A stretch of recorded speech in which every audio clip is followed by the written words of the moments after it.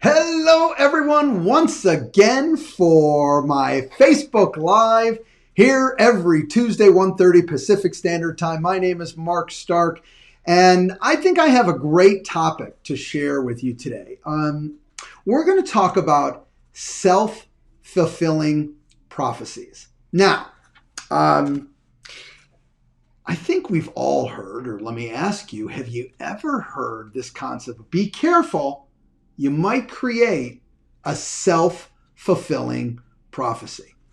Well, I think that taints really how to utilize self fulfilling prophecies to leverage them to your benefit. And that's what we're going to talk about today. Now, before I jump into some live, very recent examples, let me give you 3 steps. And these 3 steps are a must if we're going to utilize self-fulfilling prophecies to our benefit. Okay, first, we must realize that we're creating self-fulfilling prophecies every day. That's right. You are doing it every single day, be it you realize, admit it, or not. Because what it tells us is the power of our thought process, the power of our beliefs, the power of our actions, the power of our decision making, all of that, okay, breeds into a self-fulfilling prophecy. But I want you to do me a favor. I don't want you to label a self-fulfilling prophecy as good or bad. Okay, it just is. So you're creating them every day, and we're not going to label them good or bad.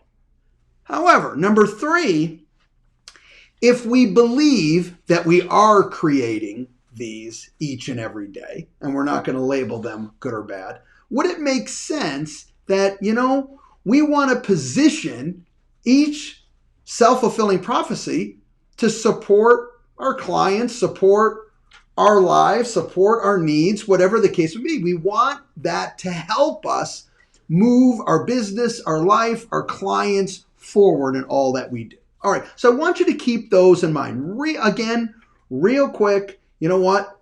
You're creating self-fulfilling prophecies every day. Don't label them good or bad. They just are. And you know what? Let's position them to help our clients and help us move forward. All right, with that in mind, I want to give you a live example that recently happened. In fact, over this last weekend, my wife took my youngest daughter prom dress shopping. Yeah, they don't have a normal prom, but it is a pseudo-type get-together prom, and God bless, they can do something. So they went out shopping, and when my wife came home, she just started telling me about the experience of shopping. And here's some of the things that she shared. She says, Mark, it felt that many of the retailers, not all though, but many of the retailers were bringing out old merchandise just to see if they could resell it. So it was the old stuff, not exciting at all. They only had one dressing room open. So anyone in the store, all right, had to use one. So there was a line of people waiting just to try on anything because there was only one available. No exciting new products. There wasn't any new retail, no new products, no new styles along those lines, and fewer overall employees. She said, Mark, there was just fewer over employees. It was hard to get anyone to help. She did say this, that the one employee that was on their game was the mask police at the front of the store, making sure before you walk in, you had your mask on. All right. Now I get all that. I understand the importance of that. But look at what's happening here. You're creating an experience for the consumer. And something my wife said was really powerful. She says, it just makes me feel that it's just easier and the experience is better to just shop online. I mean, why don't I do it? Think about how powerful that statement is. That because of the recent experience she had shopping, that experience itself was pushing her more to go online. Now, she had exceptions, and I'm not going to name specific stores, but she had specific stores that were exceptions that said, who really did it right, and I would absolutely go back? X, Y, Z. That to me was really, really powerful, because now those stores started to create an experience that said, wait a minute, you've been itching to get back, all right, out into the world, out shopping. And by the way, if you come to my store, the experience will be special. The experience will feel better than shopping online. In fact, when it comes to what I sell, you won't want to shop online. You will want to be here. Wow.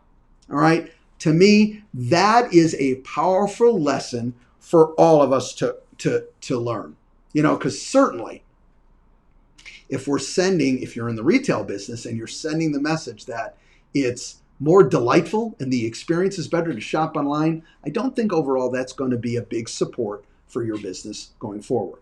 All right, I'm going to give you another example. Now, this one I might take a little lumps from, but I'm going to explain it and communicate it because I don't want this pulled out of context. Let's talk a little bit about the unemployment aspect of what's going on right now.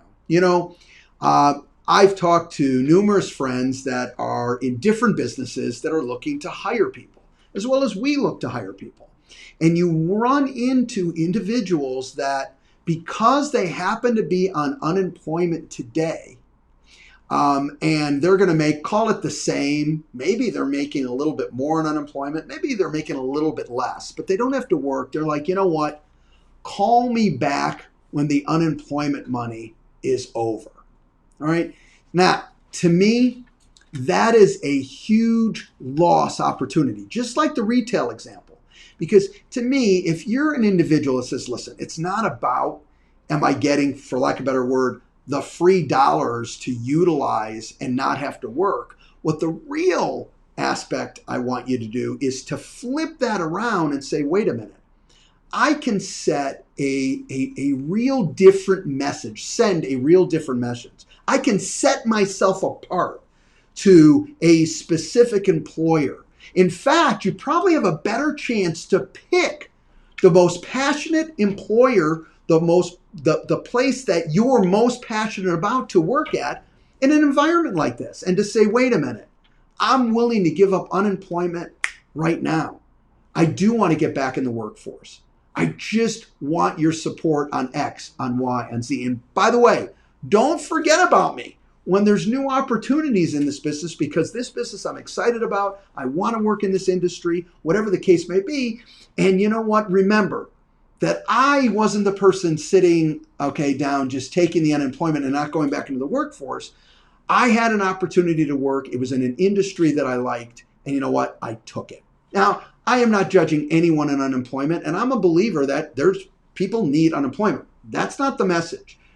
The message is this: when you have the opportunity to go back to work in lieu of the unemployment, I think it's a terrible mistake not to position yourself and take that opportunity to get in front of an employer and go, hey, all right, I didn't choose that. This is somebody that you want long-term at your organization and also want to give more opportunity over the long run. Now, let's take these concepts and flip it back into our own business, the real estate sales business. All right, let me give you some examples of exactly this self-fulfilling prophecy that I'm talking about that you can build.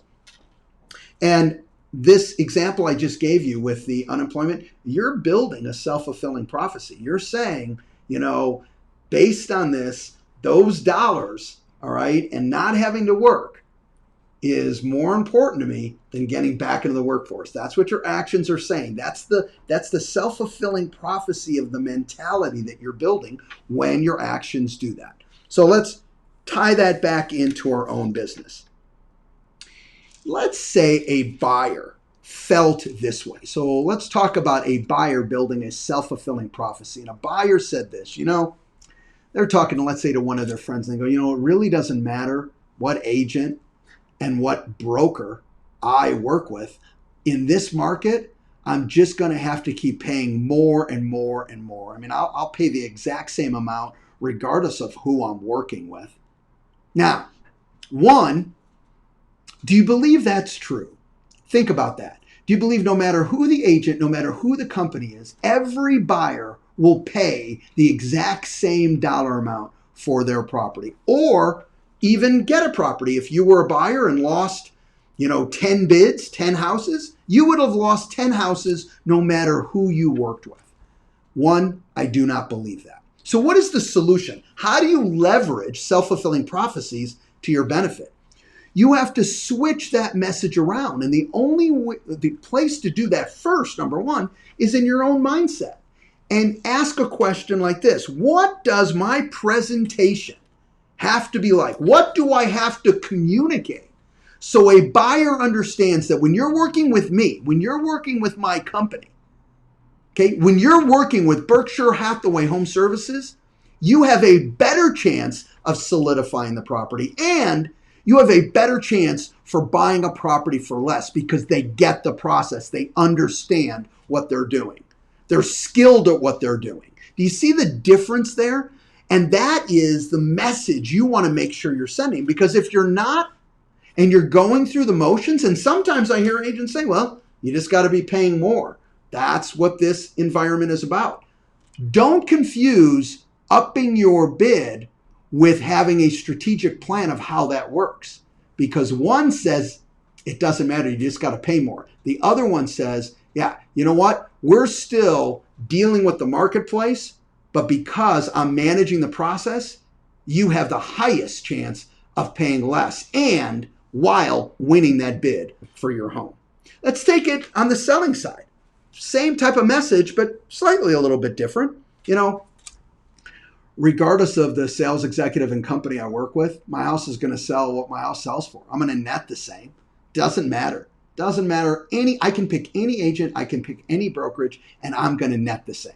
My God, that's so not true.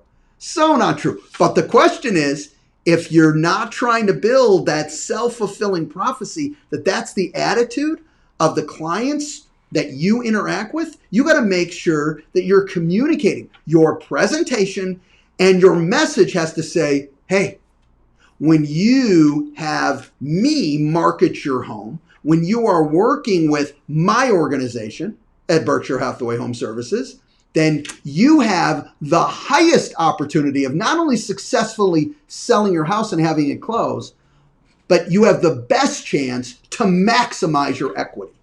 That is a very different message than just jumping in and dealing with what's going on in the market. Just like the retail example. I'm the last one to tell anyone that these types of environments are not difficult, challenging to deal with, because I know they are. Not the point. And by the way, your client isn't thinking about that at all, and nor is the retail shopper.